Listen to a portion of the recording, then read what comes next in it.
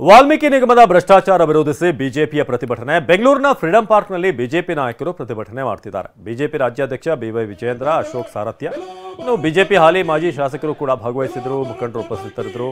ವಿಧಾನಸೌಧಕ್ಕೆ ಮುತ್ತಿಗೆ ಹಾಕಲಿದ್ದಾರೆ ಬಿಜೆಪಿಯ ನಾಯಕರು, ಬಿಜೆಪಿಯ ಸಂಸದರು, ಸಚಿವರು, ಶಾಸಕರು ಎಲ್ಲರೂ ಕೂಡ ಪ್ರತಿಭಟನೆಯಲ್ಲಿ ಭಾಗವಹಿಸಿದ್ದಾರೆ.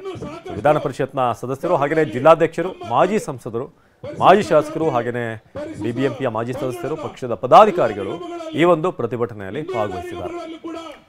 ನೀವೀಗ ದೃಶ್ಯದಲ್ಲಿ ನೋಡ್ತಿರೋ ಹಾಗೆ ಬಿವೈ ವಿಜಯೇಂದ್ರ, ಅಶೋಕ್, ಹಾಗೆಯೇ ಸಾಕಷ್ಟು ನಾಯಕರು, ಬೈರತಿ ಬಸವರಾಜ್, ಮುನಿರತ್ನ, ಬೆಂಗಳೂರಿನ ಶಾಸಕರು ಬಹುತೇಕ ಇದ್ದಾರೆ, ಕೆ ಗೋಪಾಲಯ್ಯ. ಹೀಗೆ ಸರ್ಕಾರದ ವಿರುದ್ಧ ಪ್ರತಿಭಟನೆ, ಅದರಲ್ಲೂ ಸದ್ಯಕ್ಕೆ ಆಗ್ತಿರುವಂಥ ಕಾರೋ ಬಾರ್ ಅಂತ ಹೇಳಿ ಅಲ್ಲಿ ಇದೊಂದು ಸ್ಲೋಗನ್ ಇರುವಂಥ ಭಿತ್ತಿ ಪತ್ರವನ್ನು ಹಿಡಿದಿದ್ದಾರೆ. ಯಾರ್ಯಾರ್ದು ಅಕೌಂಟ್ ರಾಜ್ಯದ ಜನ ಕಟ್ಟುವಂಥ ಟ್ಯಾಕ್ಸ್ನ ಹಣ ಹೋಗ್ತಿದೆ ಯಾರ್ಯಾರ ಅಕೌಂಟ್ಗೆ ಅಂತ ಆಕ್ರೋಶ ವ್ಯಕ್ತಪಡಿಸಿದ್ದಾರೆ.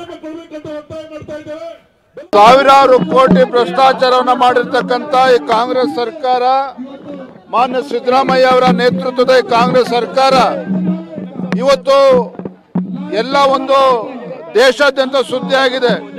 ಮುಖ್ಯಮಂತ್ರಿಗಳ ಸ್ಥಾನದಲ್ಲೇ ಮುಂದುವರಿತಕ್ಕಂಥ ಒಂದು ನೈತಿಕತೆಯನ್ನು ಕೂಡ ಇವತ್ತು ಕಳೆದುಕೊಂಡಿದ್ದಾರೆ.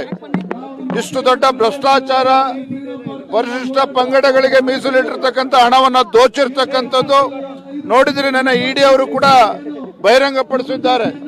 10 ಕೋಟಿ ರೂಪಾಯಿಯನ್ನ ಇವತ್ತು ಹೊರ ರಾಜ್ಯಗಳಲ್ಲಿ ಮತ್ತು ಬಳ್ಳಾರಿ ಲೋಕಸಭಾ ಚುನಾವಣೆಯಲ್ಲಿ ಹೆಂಡವನ್ನು ಹಂಚಿ ಈ ದುಡ್ಡಿನಿಂದ ಹೆಂಡವನ್ನು ಕೂಡ ಖರೀದಿ ಮಾಡಿ ಲೋಕಸಭಾ ಚುನಾವಣೆ ಹೆಂಡವನ್ನು ಹಂಚಿದ್ದಾರೆ ಅಂತಕ್ಕಂಥ ಮಾಹಿತಿಯನ್ನು ಕೂಡ ಇವತ್ತು ಇಡಿಯಿಂದ ಗೊತ್ತಾಗಿರ್ತಕ್ಕಂಥದ್ದು.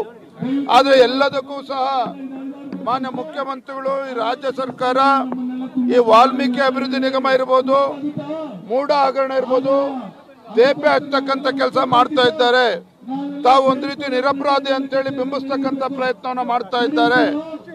ಎಲ್ಲ ಹಗರಣ ಇವತ್ತೇನಾಗಿದೆ, ಕೇವಲ ಅಧಿಕಾರಿಗಳನ್ನ ಬಲಿಪಶು ಮಾಡಿ ಇವ್ರಿಗೆ ಬೇಕಾಗಿರ್ತಕ್ಕಂಥ ರಾಜಕಾರಣ